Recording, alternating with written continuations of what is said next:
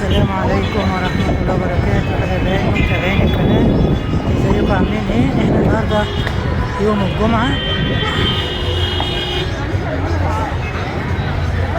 2 مايو، تاني يوم عيد العمال. شايفين يا حبايبي احنا كده في محيط المحطة، برنامج معهد طنطا الأحمدي. شايفين الازدحام عامل ازاي؟ زحمة ما بعدها زحمة، رغم ان احنا كنا فاكرين ان الزحمة هتنتهي وكل حاجة الأمور هتبقى هادية وطبيعية بعد العيد الصغير، ولكن دون جدوى.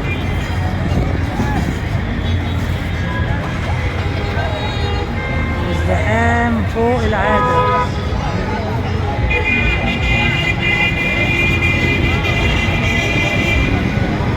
حركة دائبة، حركة كبيرة جدا جدا، مواصلات وتكاتك وعربيات نقل ونص نقل وميكروباص، كل ده شغال وماشي وكله بيقضي طلباته.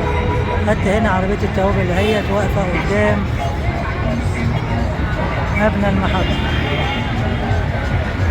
حبايبي بحبكم في الله، ويسعدني ويشرفني اشتراككم في القناة واعملوا لايكات كتير عشان يوصلكم مني كل ما هو جديد. إلى اللقاء في فيديو آخر جديد. لكم مني ألف تحية وألف سلام.